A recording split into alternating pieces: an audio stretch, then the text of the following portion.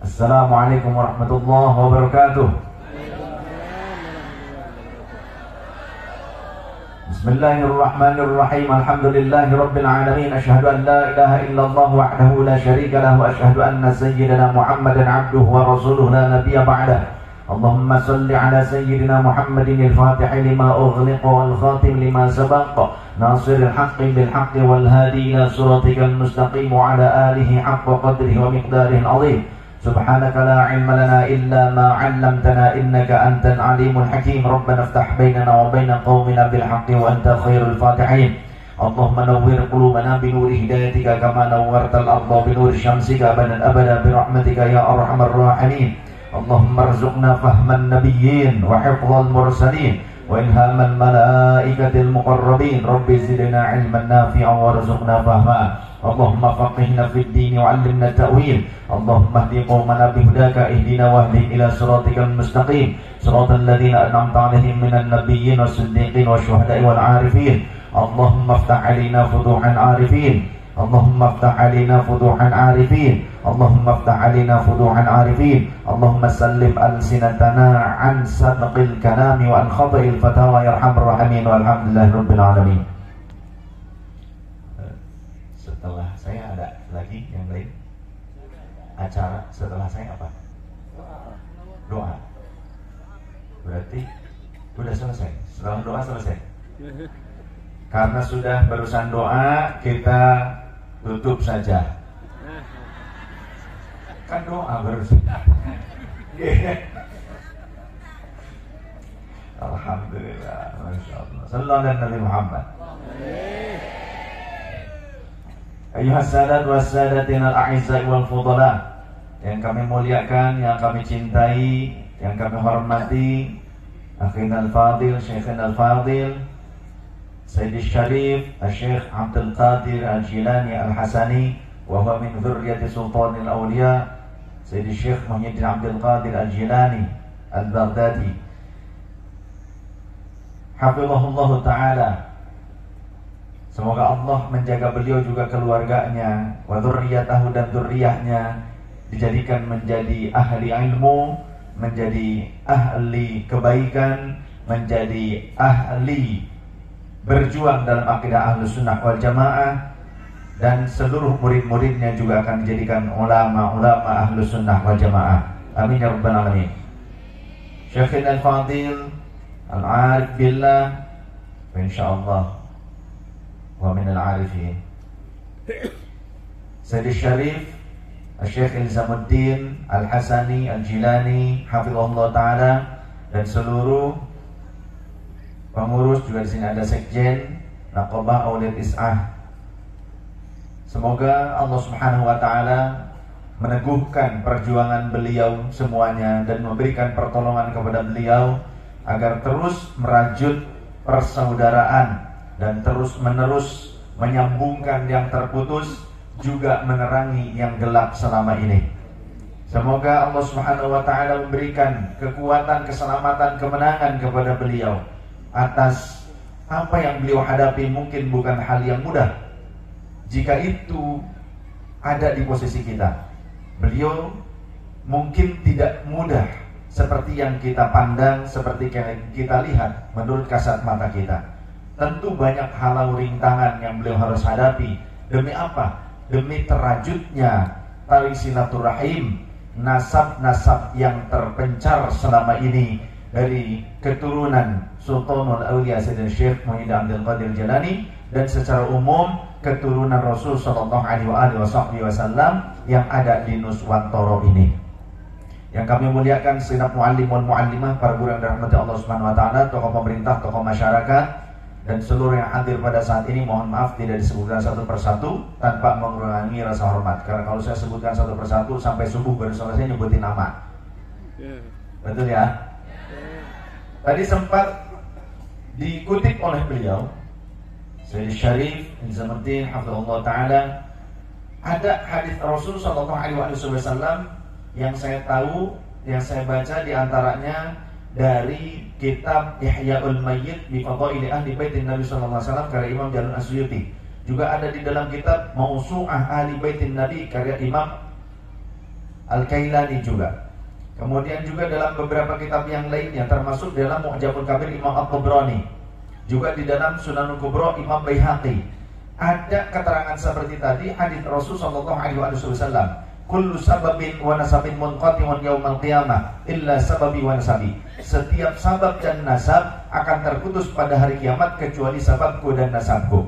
Nasab pancar darah.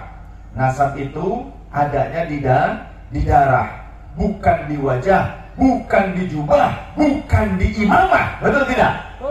Maka kalau ada orang yang mendeklar dirinya keturunan Rasulullah, dia harus siap untuk tes DNA. Betul tidak? Maka barusan saya mendapatkan informasi dari beliau salah satu cucu dari Wali Songo. Beliau bilang sudah tes YDNA dan hasilnya positif, terkonfirmasi bahwa gennya, YDNA-nya, kromosomnya berhaplogrup J, yang berarti merupakan sah keturunan Rasul sallallahu alaihi wasallam dari Bani Hashim, dari Sayyidina Hasan. Beliau jelas, walaupun mungkin selama ini mastur, banyak di Indonesia yang nasabnya ini masih pancar kepada Rasulullah, tapi mereka ini mastur. Saking masturnya, cumure oga mastur. Jadi orang Jawa cumur, irung. Mana sini yang menyebutnya? Elong. Elongnya pada mastur. Jadi bukan cuma nasabnya yang mastur, sadah atau syurafa yang ada di Indonesia, saking mereka masturnya sudah beberapa generasi, terbukti cirinya elongnya pun mastur. Ya. Tapi bukan ini yang menjadi landasan seseorang itu masuk dalam kategori syurafa, asyraf, syarif ataupun sadah. Tapi adanya pada darah. Betul? Maka untuk bisa menguji keaslian orang ini sadah atau bukan, selain daripada manuskrip yang mencatat garis keturunan dari leluhurnya, maka ada teknologi yang sudah disepakati. Teknologi yang 99% akurat untuk bisa mengetahui dari garis mana orang tersebut, ya, leluhurnya.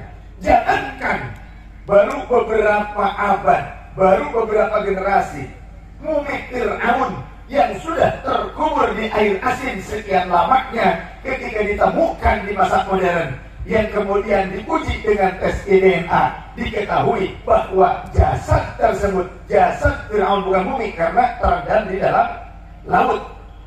Yang biasanya yang sudah terendam di dalam laut yang namanya di dalam laut dengan unsur kadar garam yang tinggi, biasanya hancur.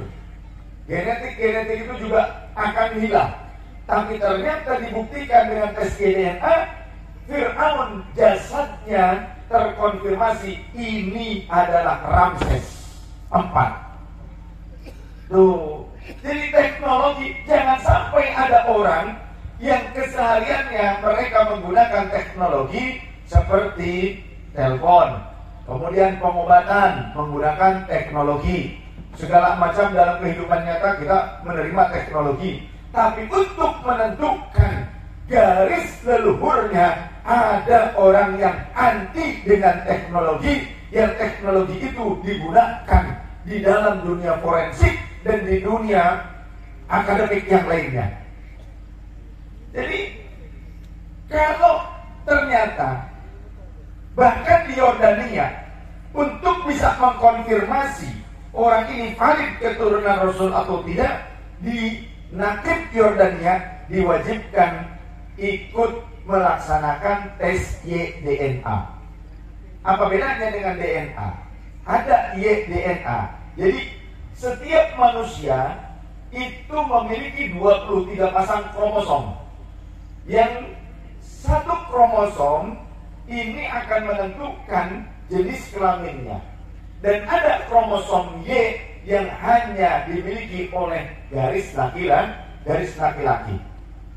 Yang mana adanya di mana? Di tulang belakang, di tulang ekor. Yang ini disebut sulbi, yang setiap manusia kalau mati, bagian yang lainnya hancur kecuali tulang ekornya. Dan dari tulang ekor itulah nanti kelak manusia akan dibangkitkan. Ini sesuai dengan ayat Al-Quran, di mana Allah Subhanahu wa Ta'ala menyatakan bahwa Allah memunculkan, menumbuhkan, menghidupkan, yuhyi. Allah menghidupkan, memunculkan, mengeluarkan sesuatu yang hidup minal mayyiti, dari yang mati. Juga Allah mematikan hal-hal yang hidup pada saatnya tiba. Setiap yang hidup pasti akan mati. Tapi nanti suatu saat yang mati ini akan dibangkitkan oleh Allah. Terlebih manusia dari mananya? Dari tulang ekornya. Yang ternyata di tulang ekor itu terdapat kromosom. Sehingga orang-orang non-muslim mereka melakukan riset, pengkajian. Kenapa di Al-Quran menyatakan tentang hal ini? Ternyata ditemukan ketika manusia mati sudah sekian lamanya, jika bagian yang lainnya hancur, maka tulang ekornya tidak akan hancur.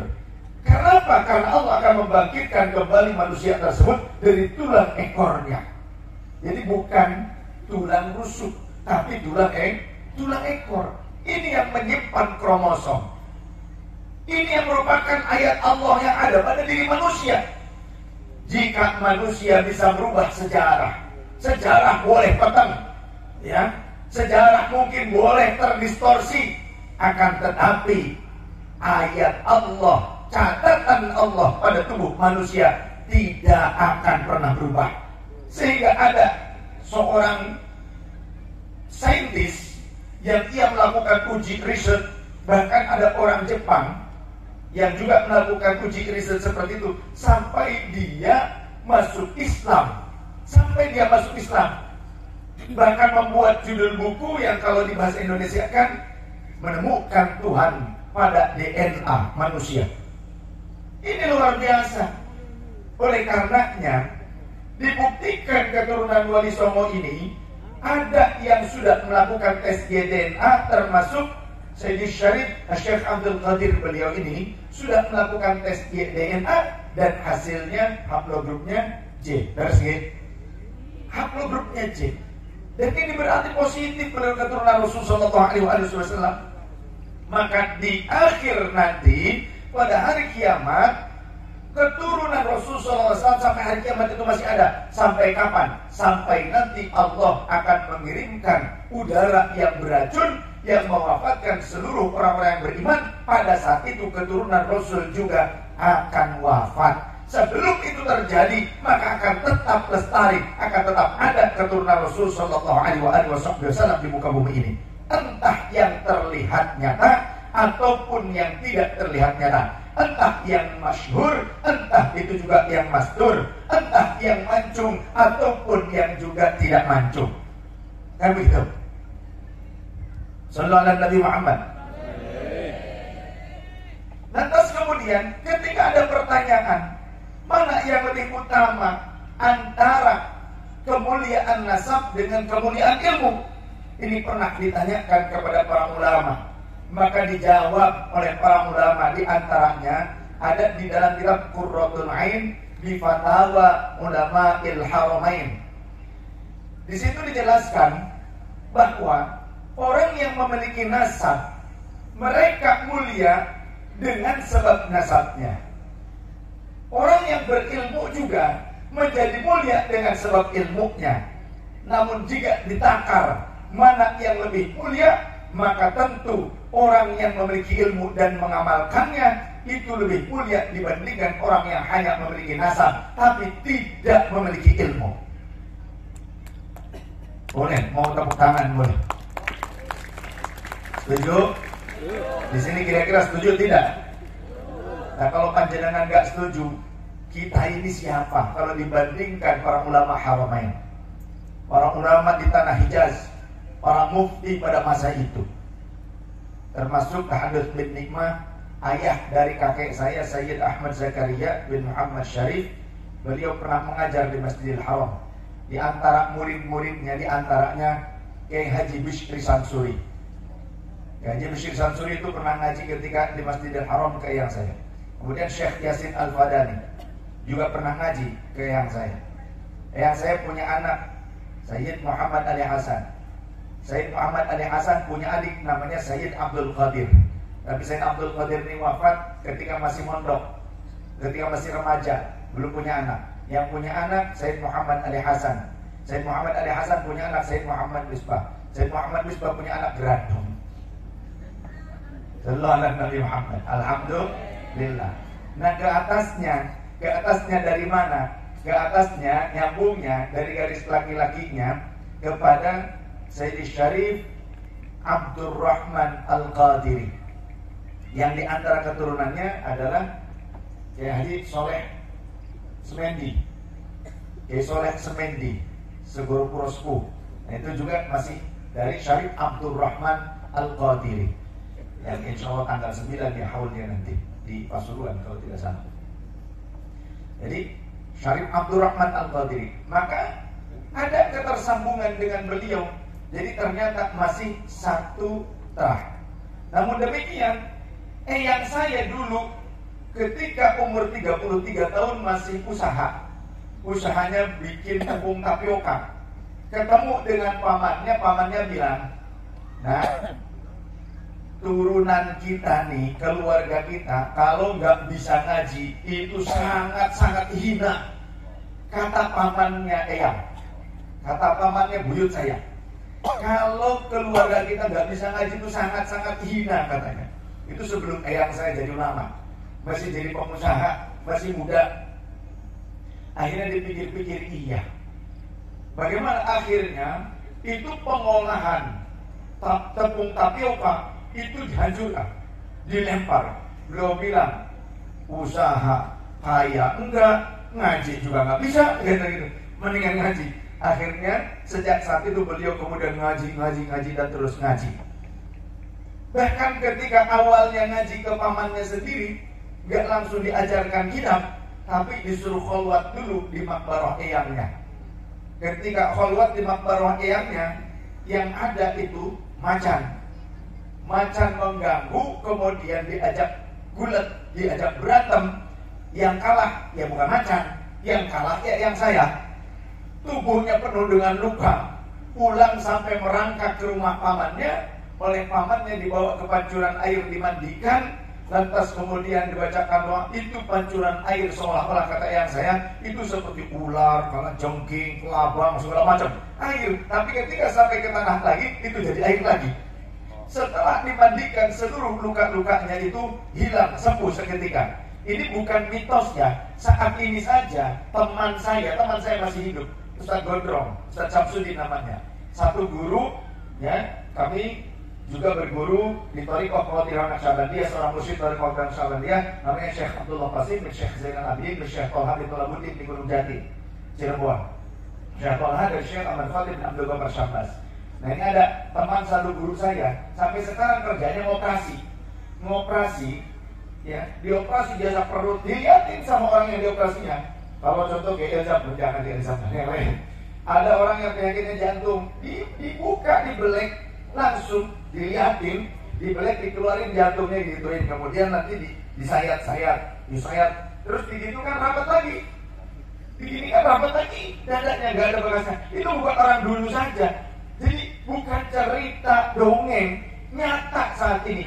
Kemudian di Banten juga ada, di Tangerang, dekat Bandara Soekarno-Hatta, ya, Abah Arsa. Nah, kalau Abah Arsa waktu itu sempat hajian bareng tahun 2017 dengan saya. Abah Arsa masih hidup orangnya. Betul, dari mana-mana, dari Arab juga datang. Ngoperasinya bagaimana? Bukan dulu nih orang zaman sekarang, masih hidup orangnya. Pakai kuku jempol ngoperasi. Pakai kuku jempol. Kadang kalau kukunya itu sudah kalau jempolnya ini sudah sakit gitu kan, pakai pisau. Itu dilihat sama orang banyak. Tamunya tuh ngantri dilihat sama orang banyak, enggak di dalam kamar, enggak.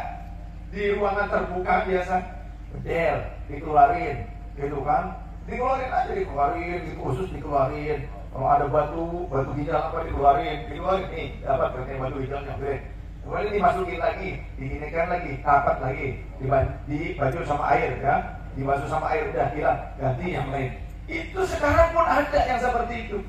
Dan ini kalau bukan orang-orang yang mendapatkan keberkahan dari Allah Subhanahu wa Ta'ala, bukan orang-orang yang diridhoi oleh Allah, tidak akan mungkin.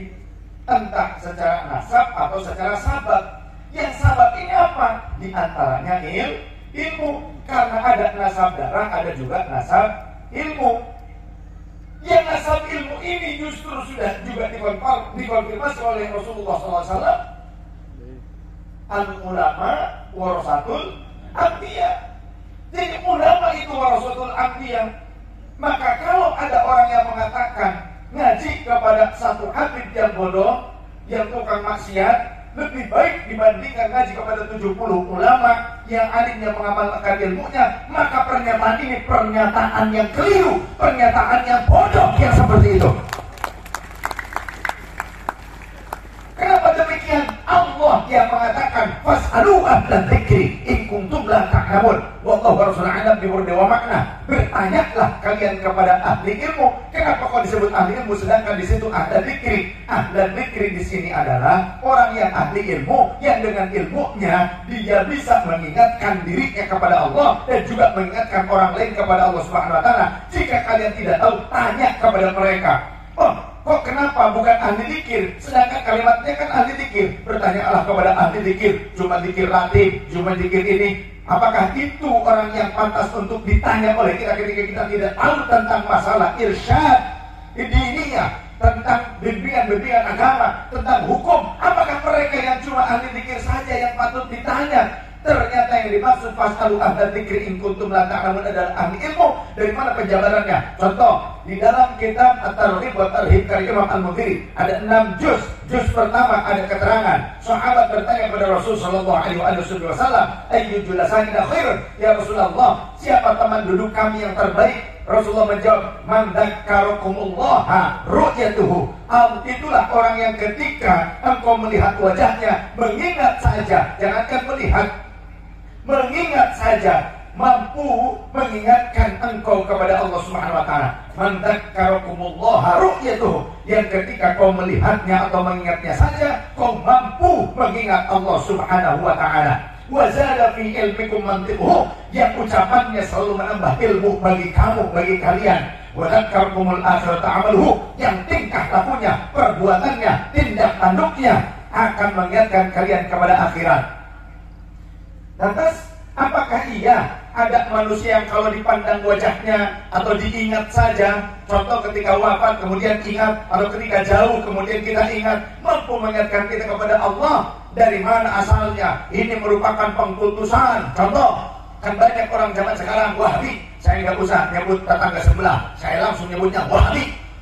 Kenapa? Yang saya waktu di Hijaz, waktu kepemimpinan Syarif Hussein Al-Ghadri, yang saya ikut berupaya untuk memerangi kelompok-kelompok pemberontak Wahabi tersebut. Bahkan bukan hanya pemberontak yang pada saat itu pasukan militernya Inggris dan Israel datang bahkan merangsek ke dalam Masjidil Haram. Yang saya ikut perang melawan mereka, sempat bahkan tertangkap tapi lepas lagi. Namun Syarif Hussein Al-Ghadri kadung tertangkap dan dibuang ke sebuah lembah yang sekarang menjadi negara Yordania. Jadi pelaku sejarah. Ada lagi kalau kakeknya, kalau ayahnya nenek saya. Kalau nenek saya Ratu Khadijah dari Banten. Jadi putri dari Tubagus Muhammad Mansur. Nasab pancarnya kepada Syekh Syarif Hidayatullah, kepada Sultan Hasanuddin, putra dari Maulana Syekh Syarif Hidayatullah Al-Husaini. Nah itu Tubagus Muhammad Mansur. Ya ulama, ya juga pejuang. Dulu di zaman nikah, pasukan nikah datang ke tanah air, Mbah saya jalan kaki bersama santri dan para ulama lainnya dari Jawa Barat ke Surabaya 23 hari lamanya. Untuk apa? Menghadapi tentara nikah, kalau bahasa sekarang mah pasukan NATO.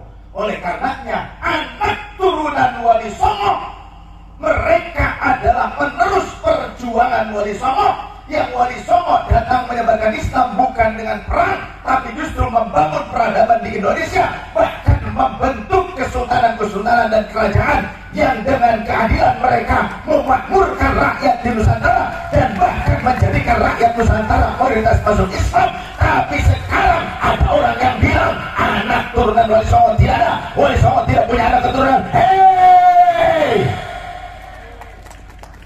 kemana aja kalian?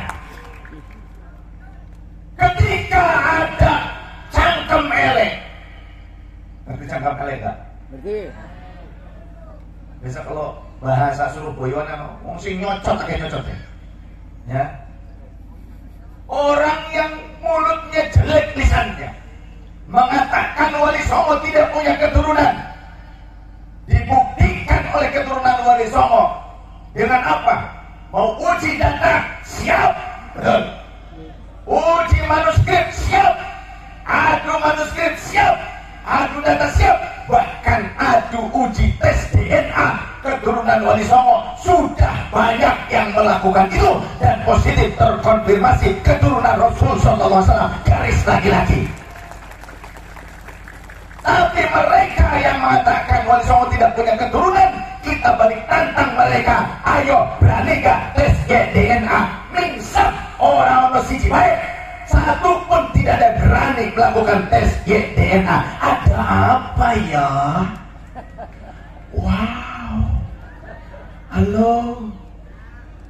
Katanya mereka berkata di darah kami, di tubuh kami terdapat atau mengalir darah baginda Rasulullah SAW.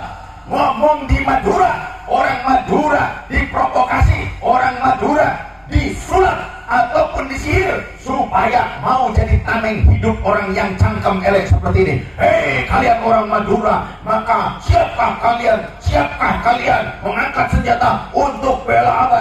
Untuk bela untuk bela saya dan sebagainya. Jangan mau orang Madura dikelabuhi oleh orang-orang seperti itu. Kurang panas kira-kira. Kurang.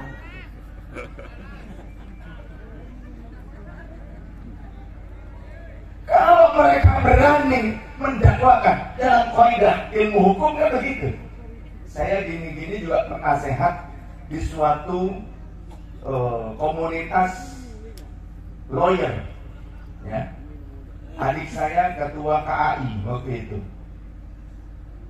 Komite atau Konferensi Advokat Indonesia, Kongres Advokat Indonesia. Jadi saya sering juga datang menyampaikan nasihat-nasihat kepada para advokat. Setidaknya saya belajar tentang hal itu. Ada sebuah kaidah hukum, siapa yang mendakwakan maka dia harus berani untuk membuktikan. Kan begitu? Maka orang yang mendakwakan dirinya sebagai keturunan Rasulullah berarti dia harus berani melakukan pembuktian. Selain dengan catatan-catatan yang tersambung, catatan yang terkonfirmasi satu sama lain di setiap kurunnya, maka sekarang sudah ada metode yang digunakan bahkan oleh nakib-nakib di luar negeri dengan cara tes YDNA. Ternyata beliau-beliau ini sudah melakukannya. Tapi orang yang mengatakan bahwa Wali Songo tidak punya keturunan, atau orang yang mengatakan mendeklarasikan dirinya adalah keturunan Rasul, di darahnya, di tubuhnya mengalir darah Rasulullah, kenapa kok gak mau tes DNA? Kenapa? Kira-kira kenapa tuh? Ada yang bisa jawab gak? Kok gak mau sih tes DNA? Kan harusnya mau kan? Untuk lebih membuktikan bahwa dirinya benar-benar di dalam tubuhnya mengalir darah Rasulullah. Kan begitu kan? Kita nih yang waras aja lah, yang waras. Jangan ikut-ikutan yang gak waras. Maka ikutnya ulama, bukan ngulama, bukan. Ikutnya ustad, jangan ngustad.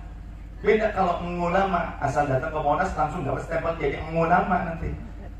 Ya, gak perlu mondok, gak perlu apa. Awas hati-hati.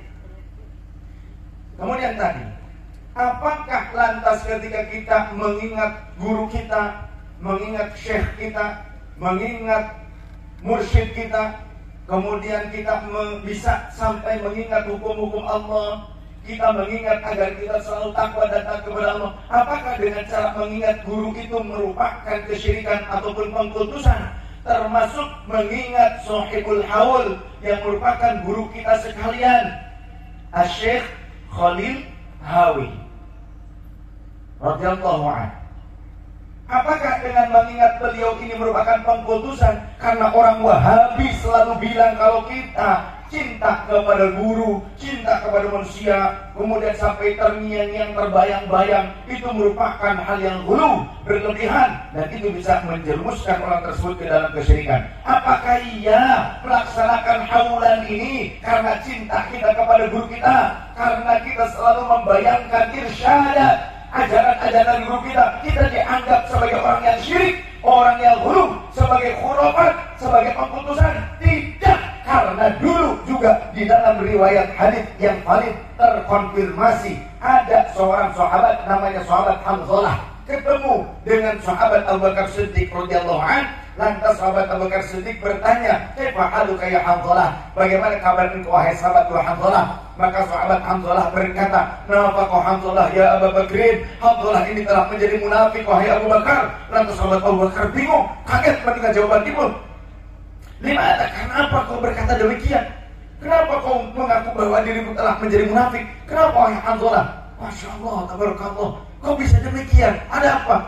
Ya wahai sahabat Abu Bakar, ketika kita mengindidi Rasulullah sallallahu alaihi wasallam, ketika kita berada di sekeliling Rasul, berada di dekat Rasul, kemudian Rasul sallallahu alaihi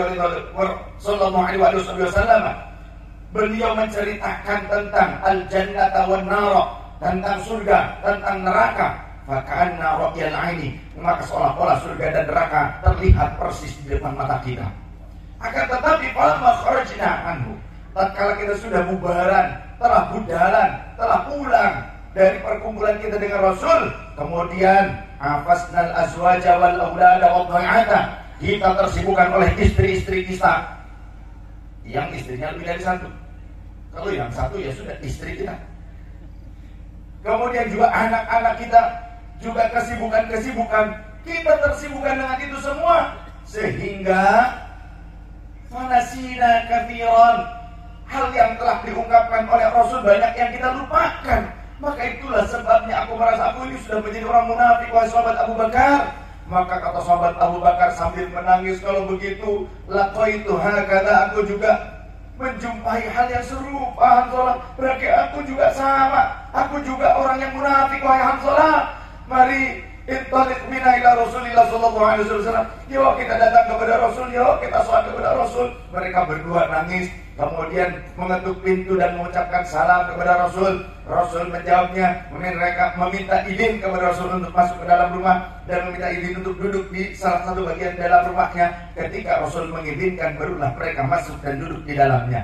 Lantas Rasul bertanya, kaifa halukum, apa kabar kalian wahai sahabat-sahabatku? Maka sahabat Hanzalah yang lebih dulu menjawab, nafaqah Hanzalah ya Rasulullah, Hanzalah sudah menjadi munafik ya Rasulullah. Maka Rasulullah SAW kaget, nah kok bisa begitu, kenapa? Ya Rasul, ketika kami ngumpul bersama engkau, kemudian kau ceritakan kepada kami tentang surga dan neraka, maka surga dan neraka itu seolah-olah ada di depan mata kami, seolah-olah terlihat jelas di depan kami. Akan tapi ketika kami sudah budalan, ketika kami sudah pulang masing-masing ke rumahnya, afasnal azwaja wal aulada wa dhai'ata, kami tersibukkan oleh istri, oleh anak, oleh kegiatan-kegiatan yang lainnya, sehingga fanasina kasiran, banyak hal yang telah kami lupakan dari apa yang telah engkau sampaikan kepada kami. Maka itulah sebabnya kami merasa kami ini menjadi munafik ya Rasulullah.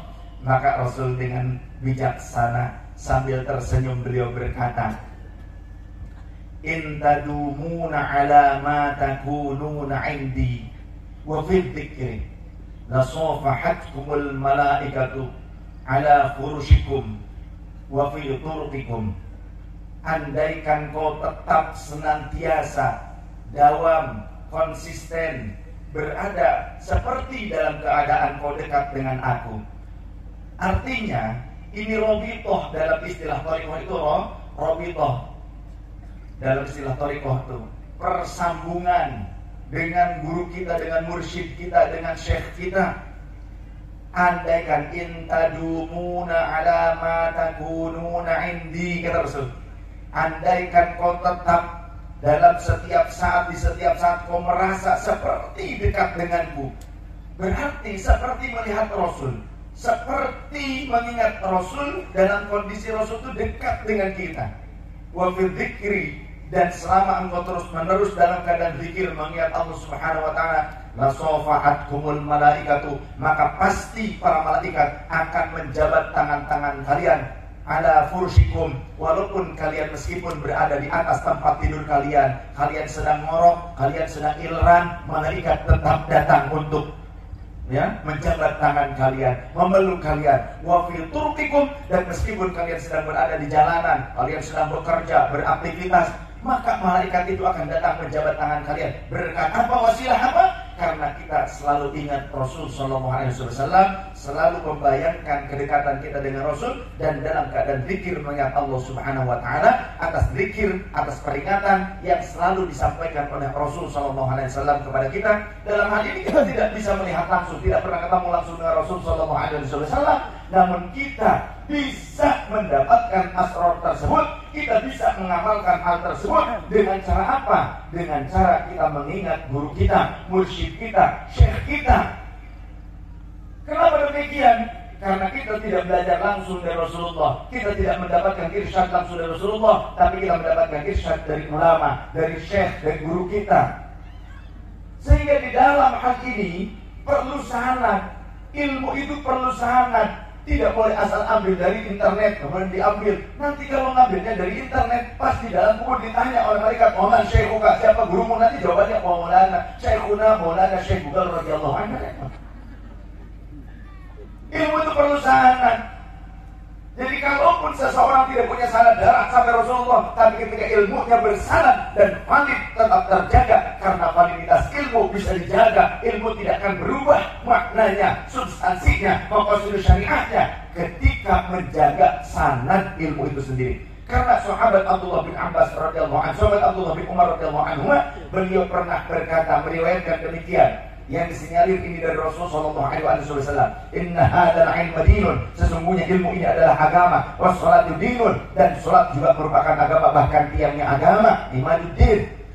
Fanzuru amman ta'khuduna hadzal 'ilma, maka perhatikan oleh kalian dari mana kalian mengambil ilmu ini. Jangan asal dari suku Langkah yang ternyata hanya punya nasab kepada Rasul tapi tidak punya sanad ilmu kepada Rasul, dari suku Langkah yang ternyata dia itu pandai berorasi bahkan memprovokasi. Apakah orang tersebut yang patut untuk kita tiru? Dari siapa kita meniru?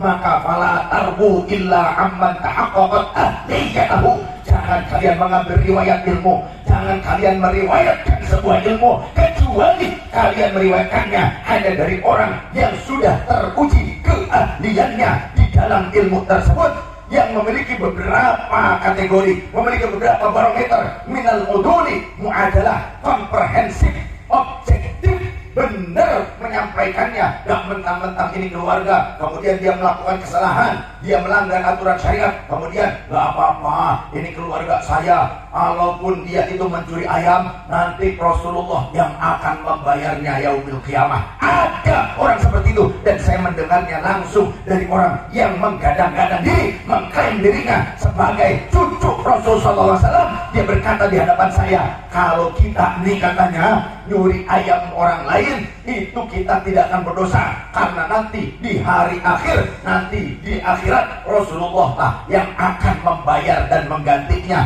Maling disandarkan kepada Rasul sallallahu alaihi wasallam, maling tanpa disandarkan kepada Rasul saja sudah dosa besar, apalagi maling yang disandarkan kepada Rasul. Dan sekarang sudah banyak yang seperti ini, mereka datang ke kiai-kiai, ke ulama-ulama, ke ustaz, kemudian memeras mereka. Bahkan salah satu murid saya, Kiai Haji Asad Nur Yasin di Karawang, Qori nasional, dia diminta uang, ketika uangnya diberikan sedikit, si orang tersebut ngakunya Habib, masuk ke dalam kamar, mengambil perhiasan istrinya. Yang seperti ini merampok, kalau yang seperti itu angkat saja penjarakan.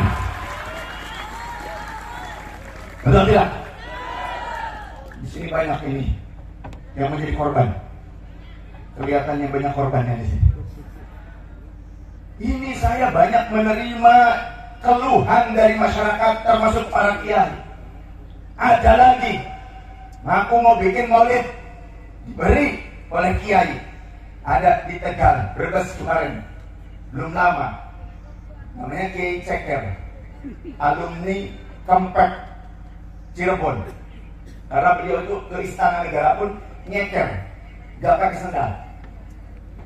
Beliau didatangi oleh orang yang ngaku Habib, kemudian mau ngadain maulid lah, mau apakah, kemudian ternyata dikasih uang, contoh 300.000, 500.000, itu ternyata marah, nuding, nunjuk, ente kalil adab, ente tidak punya adab kepada Rasulullah SAW. Jadi selalu jualan Rasulullah. Jadi Rasulullah tuh menjadi merek dagang sekarang. Pantas apa tidak? Pantas apa tidak? Harus siap makannya seperti ini. Kepret baik.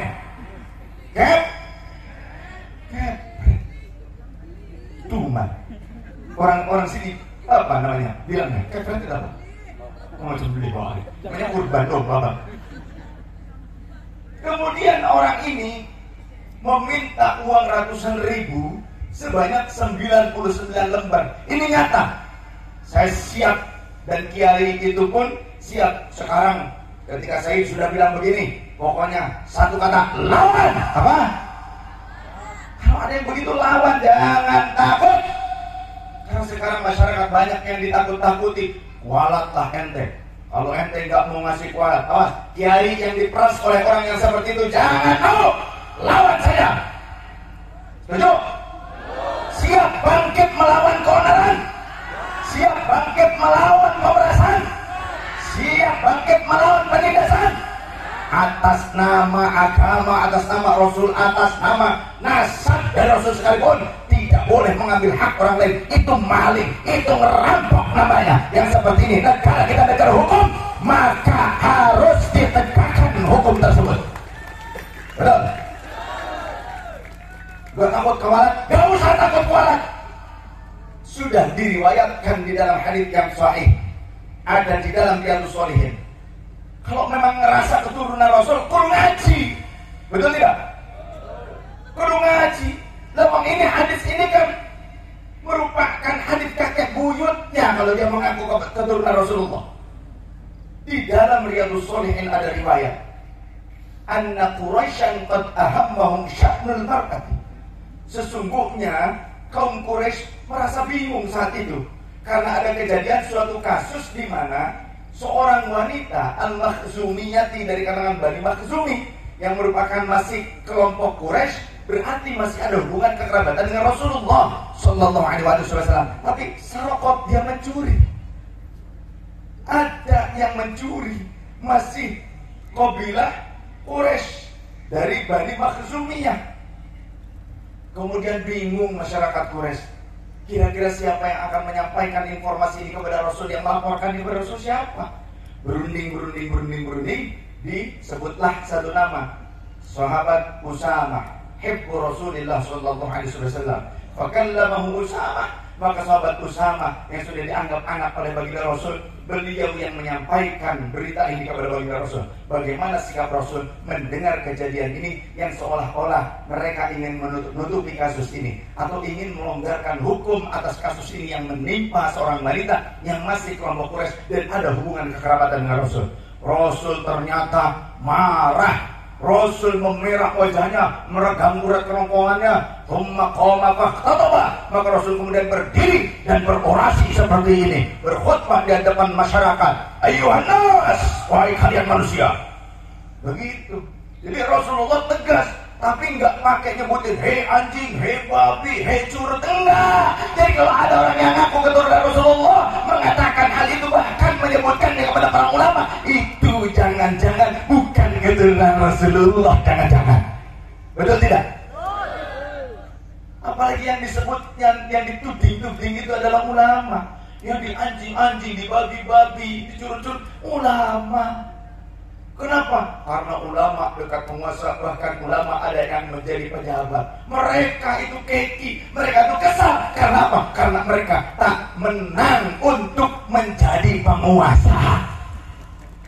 Betul tidak?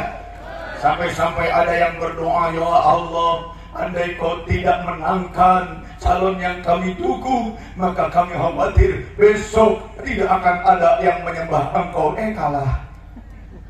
Sekarang nyembah apa kira-kira? Nyembah pohon itu apa? Ya Allah, politik ya mas, hati-hati ya. Ini juga ini tahun-tahun politik nih. Sekarang Jadi komoditi sekarang tuh yang seperti itu. Awas. Dulu di abad kelima Imam Ibn Rushdi pernah memberikan kritikan karena orang ya bergelut untuk mendapatkan kekuasaan dengan apa? Dengan memonopoli agama. Idza aradta an tatahakkama fil jahil fa'alaika an taghlifa kull batilin bi dhafi diniyyin. Jika kau ingin menguasai orang-orang bodoh, orang-orang awam, maka balutlah segala yang batil dengan dalil agama. Pasti mereka manut.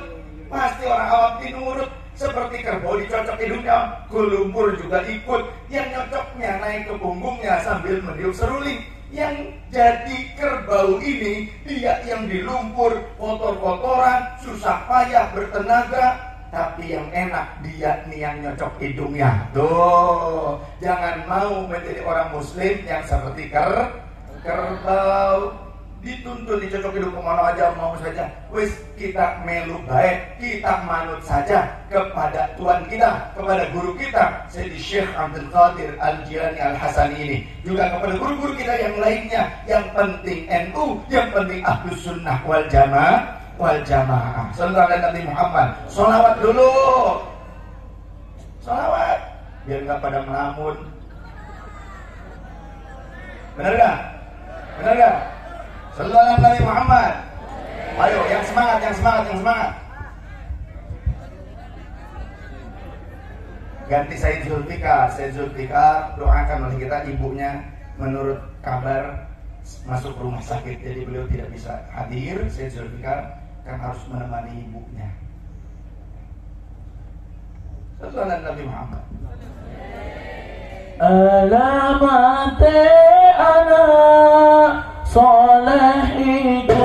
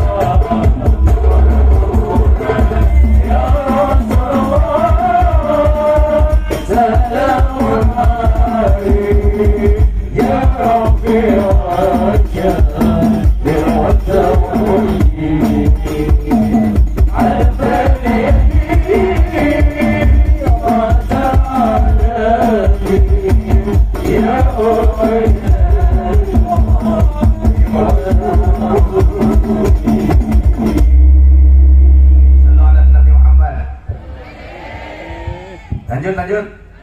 Kita lanjutkan hadis yang tadi dalam kitab Riyadhus Shalihin dengan riwayat yang sahih. Kemudian ketika beliau berdiri, kemudian qama fahtataba. Beliau berkata, "Ayuhan nas, wahai sekalian manusia, inna ahlaka man qablakum, sesungguhnya hancurnya bangsa-bangsa sebelum kalian. Karena apa? Idza sarqa fihimud dhaif, jika orang biasa yang mencuri, maka aqamu alaihi hadda, mereka kaum atau umat terdahulu akan menegakkan hukum seadil-adilnya. Tapi wa idza sarqa fihimus syarif, jika yang mencuri adalah seorang yang syarif, orang yang mulia. Kalau sekarang mah ada sayyid, ada syarif, ada habib, ada siapa. Andai, ini mah zaman dulu kata Rasul, kaum terdahulu. Jika ada orang yang syarif, orang yang mulia, keturunan mulia yang mencuri, maka tarokuhu, justru mereka akan meninggalkannya, mereka melepaskannya begitu saja. Rasul mengatakan, wa aimullahi, demi Allah, idza kanat Fatimah bintu Muhammadin sallallahu alaihi wasallam sarqat laqata'tu yadaha. Andaikan putriku sendiri yang kucintai, yang bahkan di dalam suatu riwayat beliau adalah wanita, pemimpin kaum wanita ahli surga, walau demikian dia yang kucintai, dia yang kusayangi, putriku sendiri Fatimah radhiyallahu anha, dia mencuri, aku yang akan potong tangannya. Ini integritas Rasulullah. Hukum tidak pandang pilih, siapapun yang melanggar aturan maka konsekuensinya harus tetap dilaksanakan. Betul. Ini penting bagi kita. Oleh karenanya pengetahuan kita tentang nasab itu harus disertai pengetahuan kita tentang ilmu dan adab. Karena apa? Al-adabu fawqal ilmi, adab di atas ilmu. Adab itu kedudukannya di atas ilmu, sehingga siapapun yang mewarisi Rasul SAW, entah dari nasab ataupun sababnya, harus didasari dengan adab dan penerapan ilmu sebagai senopatiknya kita dalam keseharian kita. Tidak boleh disingkirkan karena hanya ego keluarga, egosentris, atau apa saja, bahkan mungkin ego politik. Tidak bisa. Hukum tetap hukum, syariat tetap syariat, tidak boleh dirusak, tidak boleh dirubah oleh siapapun, walaupun dari keturunan Rasul sallallahu alaihi wasallam seperti kita ini. Jangan. Saya objektif. Di sini ada para habaib, saya bicara seperti ini objektif karena yang saya bela adalah Rasul dan juga agama Islam, syariatul Islam. Bahkan Rasul saja memberikan contoh, andai putriku yang melanggar aturan, aku tak sungkan untuk memberikan punishment kepada dia. Maka harusnya kita yang hidup di saat ini lebih mengajarkan kepada anak-anak kita untuk bisa menjaga syariat Rasul dengan wiroi. Karena apa? Menjaga itu semua merupakan menjaga marwahnya Rasul sallallahu alaihi wasallam. Jangan sampai hanya menjaga nasab, tulisan nasab, tapi tidak menjaga adab, tidak menjaga ilmu. Apalagi sampai berkata saat belajar kepada satu habib yang maksiat, ini sudah beredar di mana-mana. Terserah mau tidak setuju dengan saya, ini ketetapan diri saya. Mau diapa-apakan, saya tidak akan berubah ini. Belajar kepada satu habib yang maksiat, yang bodoh, itu lebih baik daripada belajar kepada 70 ulama yang alim mengamalkan ilmunya. Tidak setuju, karena tidak sesuai dengan Al-Quran dan Sunnah Rasul SAW. Ayo kita buktikan. Kalau mau debat ilmiah dengan saya, mungkin apa-apa. Syarah hadits Umdatul Qari, ayo. Fathul Bari, ayo. Karena untuk masalah itu tak andus bin Lima. Saya pernah debat dengan dosen Ummul Qura tahun 2017 di Mekah. Maka dia minta maaf karena segala hal itu disyirik-syirikan, apa-apa disalah-salahkan, termasuk haulan, manakiban, tawassul, tabarruk. Menurut mereka salah. Kemudian juga kebiasaan orang Jawi. Orang Jawi itu orang Indonesia, orang Nusantara yang biasa tahlilan 3 hari, 7 hari, apa itu nggak ada dari sononya katanya. Bohong. Bahkan orang Wahabi yang ada di Indonesia mengatakan seperti tahlilan itu mengikuti adat istiadat orang Hindu.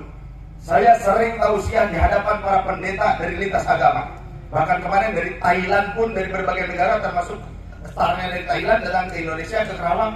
Biasa, saya sudah biasa tausiah di hadapan pendeta yang Katolik, yang Yahudi, yang Nasrani, ya. Kemudian juga yang Hindu, yang Buddha, yang Konghucu. Saya yang tahu sih di hadapan mereka. Setelahnya kita makan-makan. Pas makan-makan saya coba tanya ke pendeta Hindu, Bopo, apakah benar di Hindu itu ada tahlilan? Apa itu saya tahlil itu? Itu yang bisa la ilaha illallah, la ilaha illallah. Bukankah itu kebiasaan orang Islam? Ya iya, kata saya. Kok saya tanya begitu? Ada orang yang bilang bahwasanya kebiasaan kami begitu, katanya ingin niru Hindu. Barangkali di Hindu ada tahlilan. Ternyata nggak ada. Ya terus gimana ini? Ada nggak sedekahan atas nama orang telah meninggal 3 hari, 7 hari? Kemudian berapa hari lagi? Biasanya di sini 3 hari, 7 hari terus 40 terus 100 terus 1 tahun haul, gitu kan? Terus 1000 tahunnya 1000 hari. Tapi ternyata ada kata 1000 tahun. Ini kan di sini 1000 hari. Saya akan sebutkan riwayatnya tentang yang kata 1000 tahun. Ya, siap? Kan kalau ngaji itu harus dicatat. Ada riwayatnya. Dari mana kebiasaan orang NU, para ulama kita melakukan sedekahan 3 hari, 7 hari dan selanjutnya yang bisa kita lakukan? Ternyata itu ada di dalam kitab Al-Hawi lil Fatawa juz kedua karya Imam Jalaluddin As-Suyuti. Ada riwayat yang dinukil dari sahabat Umar bin Khattab radhiyallahu anhu. Karena kita Ahlus Sunnah wal Jamaah, kita memegang juga riwayat daripada Khulafaur Rasyidin selain Imam Ali karramallahu wajhah dan Sayyidina Hasan wal Husain radhiyallahu anhu. Kita juga mengambil riwayat daripada sahabat Umar bin Khattab radhiyallahu anhu. Beliau radhiyallahu anhu, Umar bin Khattab beliau berkata, anna shadaqata ba'da dafni, sesungguhnya sedekah setelah penguburan si mayat, yabqa tawadduha ila 3 ayamin, maka amal tersebut pahalanya akan tetap mengalir kepada si mayat sampai 3 harinya. Was shadaqatu fi 3 ayamin, dan sedekah di 3 harinya, yabqa tawadduha ila 7 ayamin, akan tetap mengalir pahalanya kepada si mayat sampai 7 harinya. Was shadaqatu fi 7, dan sedekah di 7 harinya, yabqa ila 25 yauman, akan sampai pada hari yang ke-25-nya. Saya ketika di Turki, orang Turki itu ada tahlilan di hari ke-25. Makanya kalau mau ngikutin ini riwayat sahabat Umar, hari ke-25-nya juga jangan dilewat kalau bisa. Jangan langsung ngancong ke Bantul. Tapi ini bukan keharusan sebetulnya kalau mau ngikutin riwayat ini, ya. Dan sedekah di hari yang ke-25, ya ila 40 yauman, maka akan sampai kepada si mayat, terus mengalir pahalanya tetap mengalir kepada si mayat sampai 40 harinya dari penguburannya. Was shadaqatu fil 40, dan sedekah di ke-40 hari dari penguburannya, ya ila mi'atin, akan tetap mengalir pahalanya kepada si mayat sampai hari yang ke-100-nya. Was shadaqatu fil mi'atin, dan sedekah di hari yang ke-100-nya, ya ila sanatin, akan sampai pada yang ke-setahunnya. Was shadaqatu fis sanati, dan sedekah di saat haulnya, ya ila alfi amin, akan tetap mengalir, tetap pahalanya mengalir kepada si mayat sampai 1000 tahun yang akan datang. Ada tidak? Berapa? 1000 tahun. Jadi ya kayaknya bukan mengada-ngada. Ini sadah syurafa yang biasa melakukan itu tidak mengada-ngada. Ini mengambil riwayat dari sahabat Umar, dan sahabat Umar merupakan mertua dan juga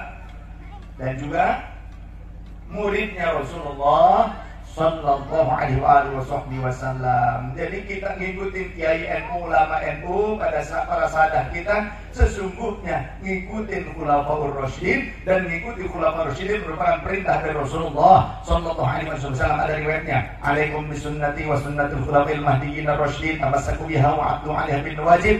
Pegang teguh oleh kalian sunnahku dan sunnah Khulafaur Rasyidin yang mendapatkan petunjuk setelahku, maka pegang eratlah sunnah tersebut dan gigitlah oleh geraham kalian. Ini kiasan, gigit itu bukan berarti kita harus digigit oleh geraham kita, bukan, ya. Apalagi yang gigitnya sudah nggak ada, berarti gimana itu? Digigitnya pakai gusi berarti. Ya. Nah kemudian ada hal yang lainnya, termasuk yang menurut mereka diklaim bahwa kita ini telah keluar daripada akidah Islam. Kita disebut sebagai orang yang syirik karena ternyata seperti Sohibul Hawul, guru-guru kita yang lainnya juga seringkali mengajarkan tentang tabarruk, ngalap berkah.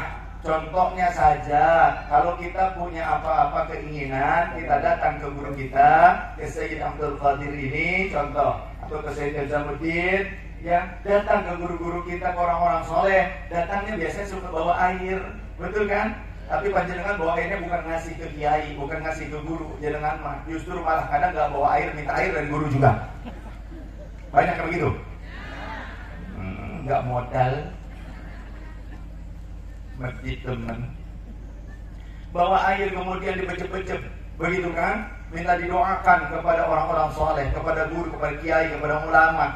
Kemudian kita bawa airnya. Itu ada yang mengatakan itu perbuatan syirik katanya. Hei, jangankan cuma air doa, andaikan dikobok, ngerti dikobok? Apa ya bahasa sini dikobok? Dikobok apa?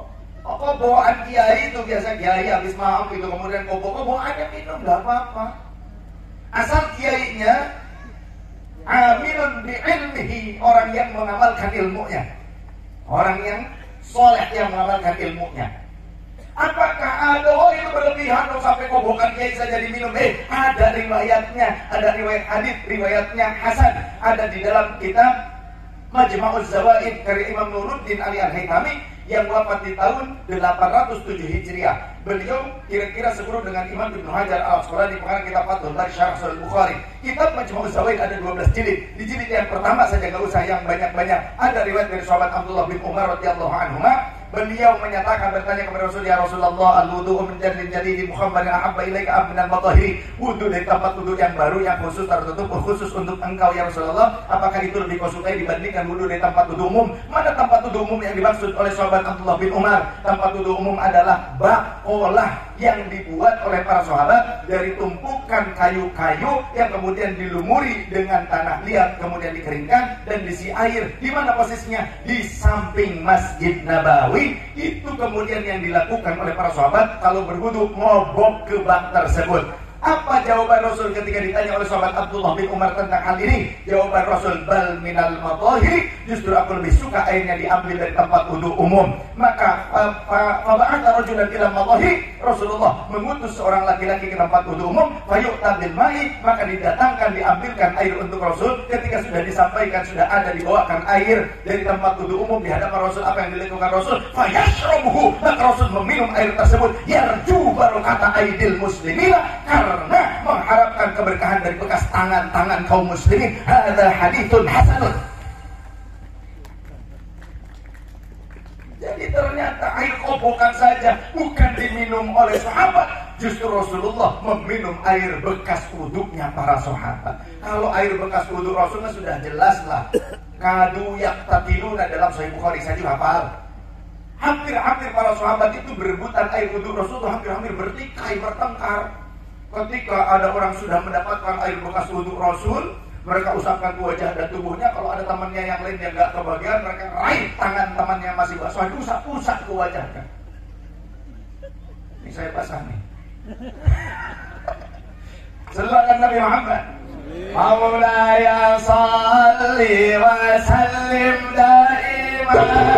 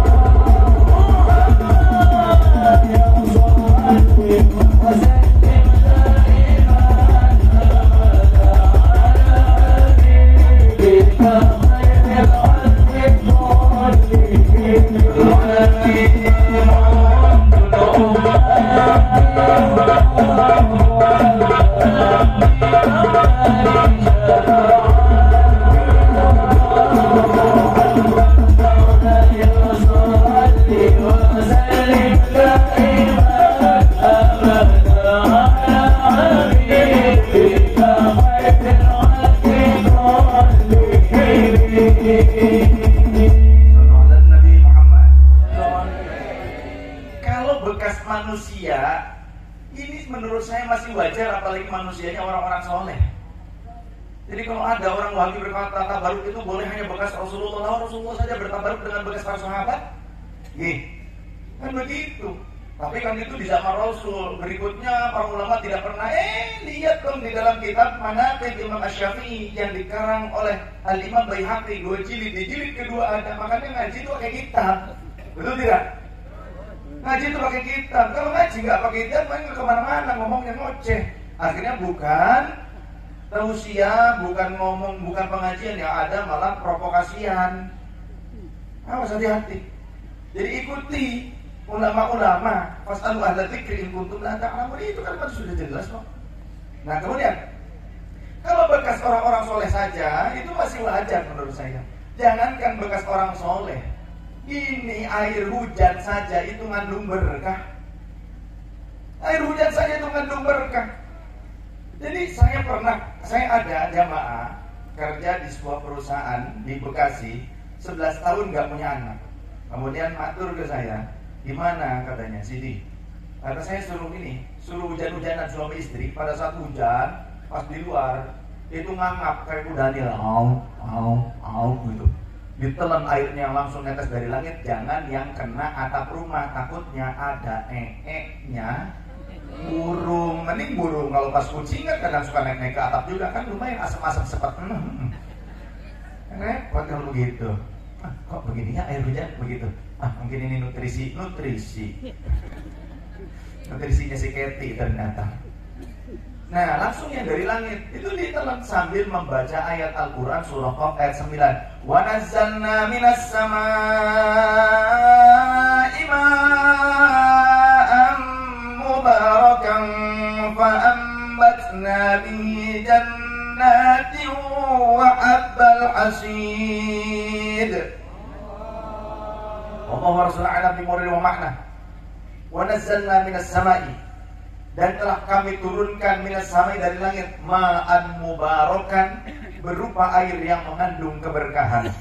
Fa'ambatna, maka kami tumbuhkan bihi air biwasilati ma'il mubarakah. Tuh kalau ngaji di guru-guru, kalau saya nih santri, sampai kapanpun saya santri. Jadi ini adalah hasil pengajian saya kepada ulama. Bihi, dengan wasilah air hujan yang mengandung keberkahan tersebut, kami tumbuhkan jannatin, perkebunan yang rindang, wa habbal hasid, dan biji-bijian yang bisa dipanen.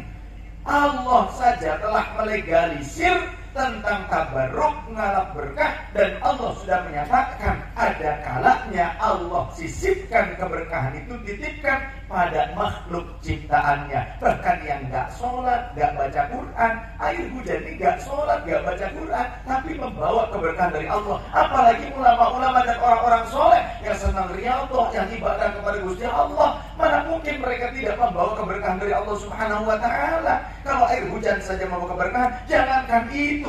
Di dalam sebuah riwayat hadits yang valid, sahabat bersama Rasul sallallahu alaihi wasallam, beliau nazalat, turun, dia bersinggah di suatu tempat, fi ardi falatin, ya, di suatu tempat yang kosong tidak berpenghuni. Dari mana atau tempat siapa?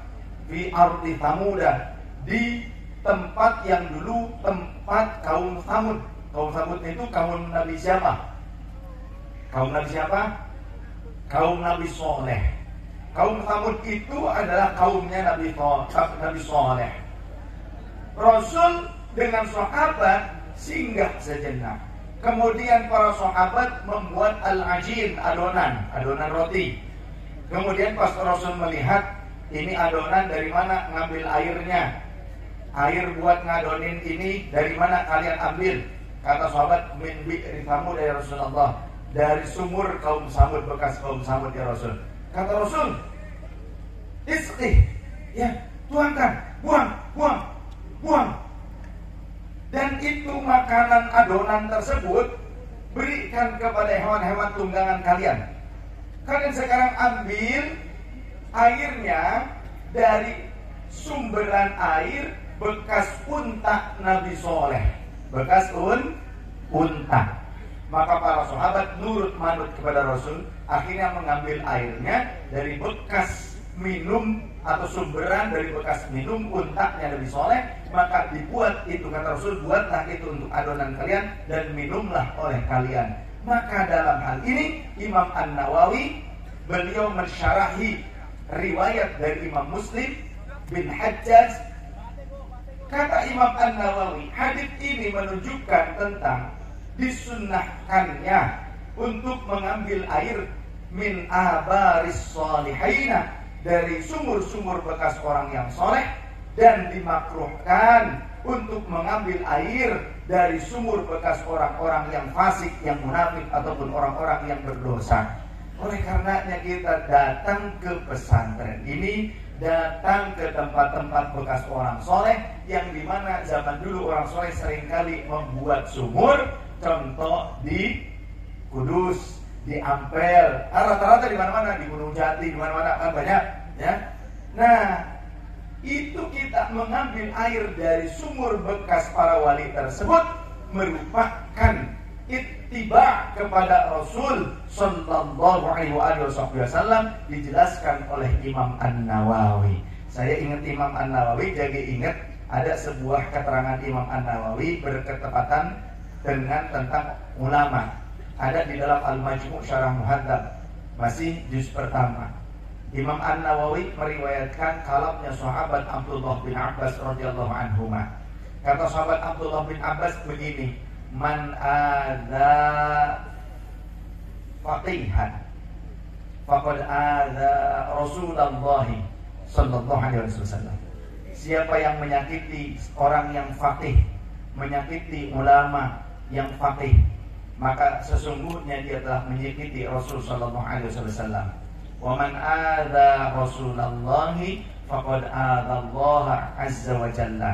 Dan siapa yang telah menyakiti Rasulullah, pada hakikatnya telah menyakiti Allah azza wa jalla. Ini riwayat dari sahabat Abdullah bin Abbas dengan riwayat yang hasan, dinukil oleh Imam An-Nawawi di dalam Al-Majmu' Syarah Muhadzab. Dalam hal ini, yuk kita jaga para ulama kita.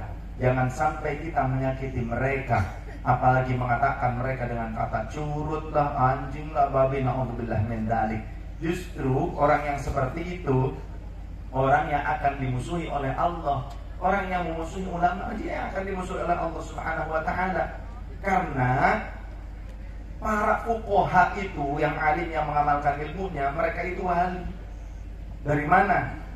Imam Syafi'i, dinukil kalamnya oleh Hadratus Syekh Hasyim Asy'ari di dalam kitab Adabul Alim wal Muta'allim, masih pada halaman ke-5, masih halaman ke-5 atau ke-7, beda cetakan, mungkin beda halaman.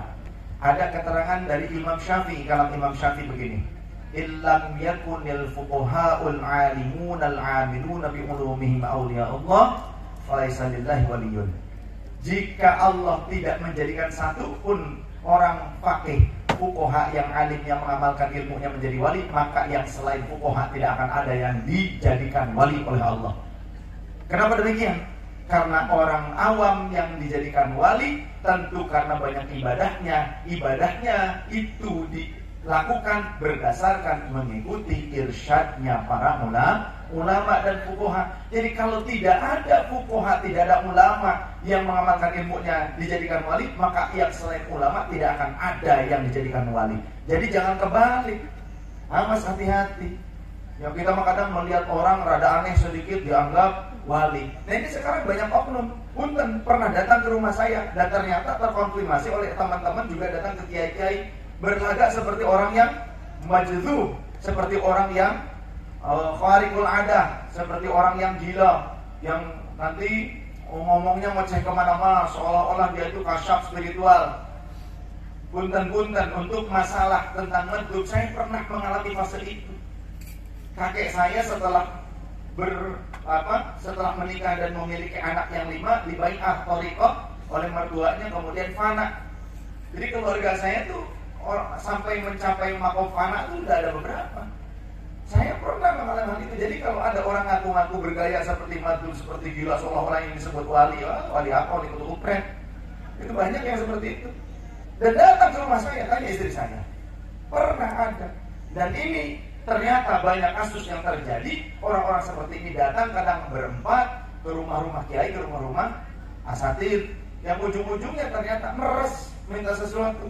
Pokoknya sekali lagi saya sampaikan, antum warga Indonesia yang berhak merdeka dan hidup tentram di negeri ini Indonesia. Siapapun yang berupaya untuk mengambil hak Anda dan memerah keringat Anda demi nikmatnya kehidupan mereka, ataupun mengancam Anda dengan ancaman kuala atau mengobrol janji syafaat yang ternyata tidak real dari apa yang dilakukannya, kemudian bahkan mengambil hak Anda demi kenikmatan hidup yang enak, maka satu kata, lawan. Apa? Setuju? Indonesia negara hukum. Siapapun berhak hidup nyaman, tidak boleh melanggar aturan hukum, tidak boleh mengambil hak orang lain, siapapun itu, secara agama ataupun kenegaraan. Demikian yang dapat saya sampaikan, mudah-mudahan bermanfaat. Kita doakan juga Hadratus Syekh Sayyidi Syarif Syekh Abdul Qadir Al-Hasani.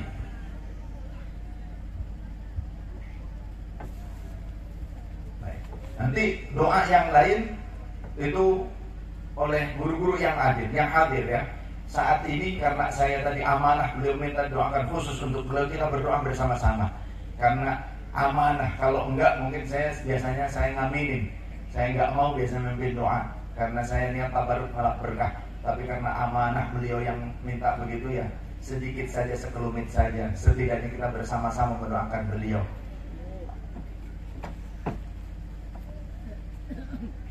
A'udzubillahi minasyaitonir rajim. Bismillahirrahmanirrahim. Alhamdulillahirabbil alamin. Hamdan syakirin hamdan yuwafi ni'amaka fi mazidah ya rabbana lakal hamdu kama yanbaghi li jalali wajhikal karim wa 'azimi sultanik. Allahumma salli ala sayyidina Muhammadin al-Fatih lima ughliqa wal khatim lima sabaqa nasiril haqqi bil haqqi wal hadi ila siratikal mustaqim wa ala alihi haqqa qadrihi wa miqdaril 'azim.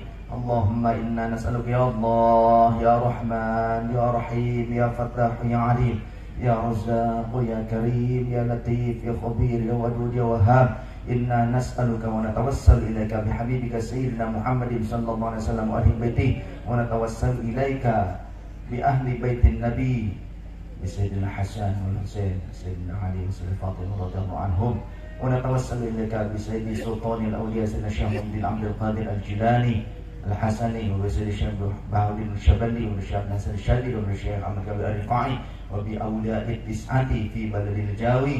اللهم نور قلبه اللهم نور قلبه اللهم نور قلبه لحضرة سيد الشريف الشيخ عبد القادر الحسني.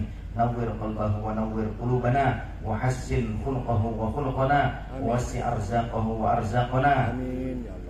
اللهم تقبل دعاءه ودعاءنا. اللهم اجعله واجعلنا من أهل لا إله إلا الله محمد رسول الله صلى الله عليه وسلم. بذكر الله الله الله الله والصلاة على النبي صلى الله عليه وآله وصحبه وسلم. اللهم يا الله افتح علينا وعليه فتوحا عارفين. افتح علينا وعليه فتوحا عارفين. افتح علينا وعليه فتوحا عارفين. اللهم أيده بروح الأمين وإنذ بك وذريته من الشيطان الرجيم. اللهم اجعله واجعلنا وذريتنا وذريته يا الله من أهل العلم وأهل الخير وأهل السعادة والبركة وأهل التقوى وأهل التوبة وأهل الخيرات وأهل العبادة وأهل الذكر وأهل الصلاة على النبي وأهل الصلاة في الجامعة ولطلب العلم وأهل السلامة وأهل السنة والجماعة. ولا تجعلنا وإياهم من أهل الشر والضلال ومن أهل الضير والجهل ومن أهل الفرقة الوهابية والشيعة والمعتزلة والخوارج والرافضة إنك على كل شيء قدير. اللهم سلم قلبه وقلوبنا من صفات الكبرياء والرياء والعجب والسمعة والغيبة وسوء الظن والنميمة واجعل قلوبنا وقلبه قلوبا مطمئنة خاشعة متواضعة ورقة وخشوعا تضرعا إليك وإيمانا بقدرتك واجعل قلوبنا وقلبه قلوبا مستقرة لجميع كرامات أوليائك بلا شك ولا هم يا مقلب القلوب ثبت قلبه وقلوبنا على دينك وطاعتك يا أرحم الراحمين. اللهم اجعل آخر كلامه وكلامنا عند انتهاء آجلنا قول لا إله إلا الله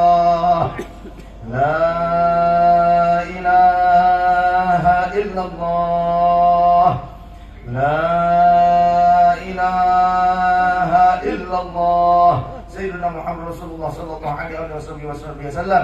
Allahumma ya Allah urzuqna warzuqhu rizqan halalan tayyiban wasi'an mubarakan fi rizqin wa la masyaqqatin wa la ta'bin wa la sabla bi rahmatika arhamar rahimin. Allahumma faqihna wa faqihhu fid din wa 'allimna wa 'allimhu at-ta'wil.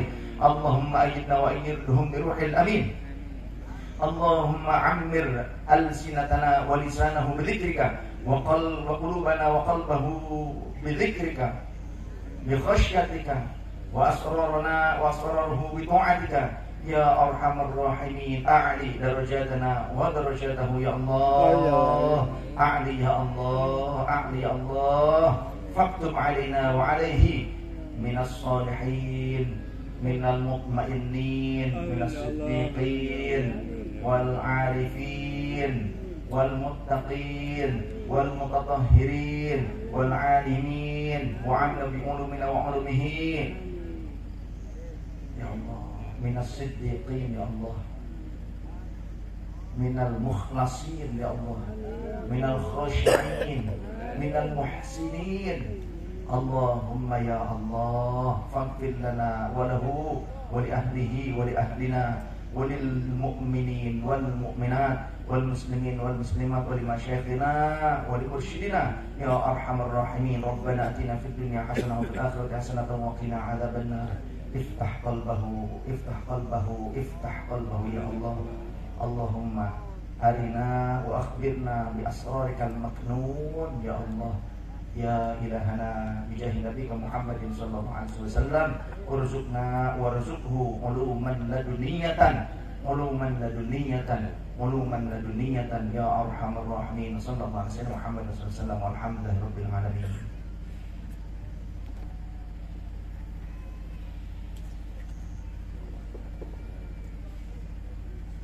Sekian dari Al-Fakir. Sebelum Al-Fakir menyudahi ini, mohon izin untuk menyematkan tanda kasih kepada Syekhul Al-Fadil Sayyid Syarif Abdul Qadir Al-Hasani. Walau tak seberapa, tapi mudah-mudahan ini menjadi tanda cinta, tanda hubungan kekerabatan di antara kami tetap terjalin hingga nanti anak turunan berikutnya. Amin. Bismillah.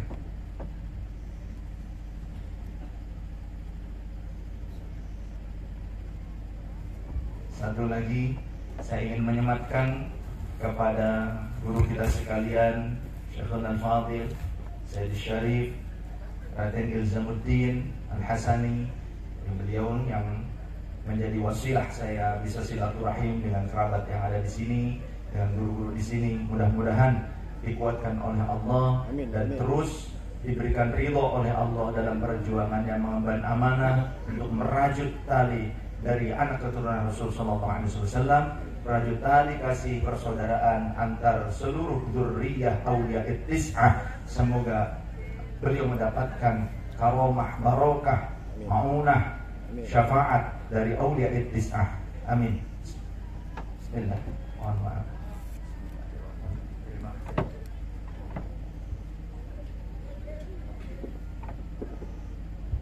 Demikian dari Al-Faqir. Subhanakallahumma wa bihamdika asyhadu an la ilaha illa anta astaghfiruka wa atubu ilaik. Mohon dimaafkan lahir batin jika banyak salah, ada kalimat yang kurang sopan, sikap yang kurang beradab. Mohon dimaafkan dari para sepuh, para guru yang hadir pada saat ini. Terima kasih. Wallahu a'lam bishawab. Wallahul muwaffiq ila aqwamit thoriq. Wassalamualaikum warahmatullahi wabarakatuh. Waalaikumsalam warahmatullahi wabarakatuh. Demikianlah tausiah yang telah